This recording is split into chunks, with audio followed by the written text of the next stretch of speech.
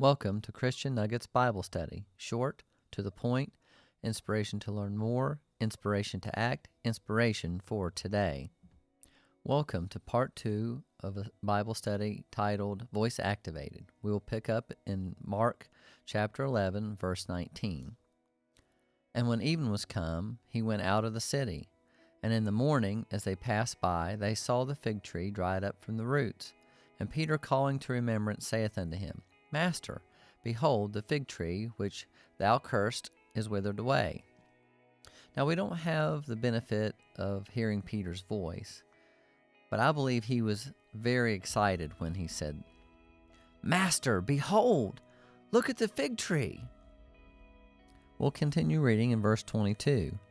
And Jesus answering saith unto them, Have faith in God. For verily I say unto you, that whosoever shall say unto this mountain, Be thou removed, and be thou cast into the sea, and shall not doubt in his heart, but shall believe that those things which he saith shall come to pass, he shall have whatsoever he saith.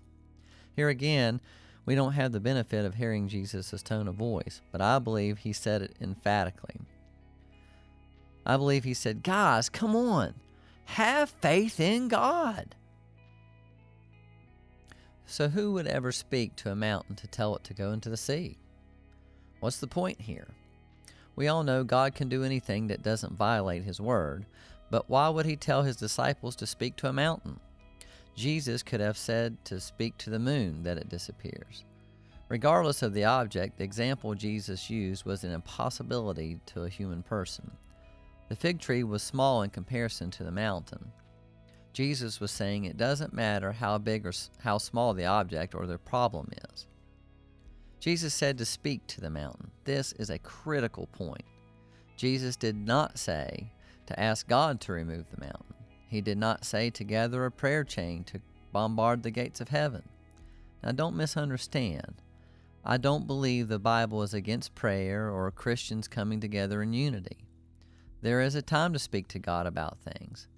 The power of the supernatural belongs to God. This lesson is about knowing the authority Christians have been given. The bottom line is understanding relationship. Jesus said to speak to the mountain, not doubting in your heart. It's simple. How can we apply the lesson from Jesus to his disciples? What is your mountain? Is it sickness, financial issues? Is your bank account empty? Do you have family problems? Do you have issues at work? You see, your problems speak to you just like the fig tree spoke to Jesus. Your problems will tell you that you can't win.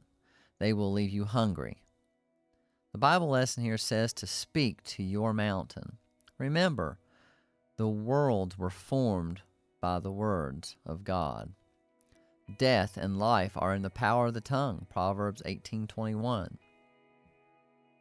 Is your body sick? Speak to the sickness directly and don't doubt in your heart. And yes, it may seem silly at first.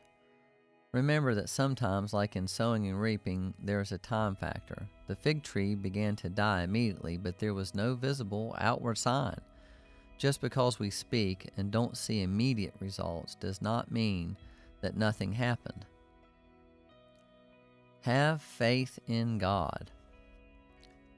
Bible passages such as these are teaching us that results will improve if we approach problems in a Jesus way. Jesus said to speak to the mountain. This is very powerful. It took a while to see this more than just as an interesting story in the Bible. Now I see this type of behavior applied in scriptures in Jesus' ministry as well as his disciples. Speaking to the wind, speaking life to the dead, speaking life to sickness, speaking to demonic forces. One of my favorite quotes is from T.L. Osborne, and it says, You should never ask God to do what he has said he's already done, and you should never ask God to do what he has told you to do. This simple quote embodies the very lesson of Jesus and the fig tree. I hope this helps you see that we have been given power to speak to the problems by the Spirit of God. Jesus is the power source, we are the tools, and his power is voice activated.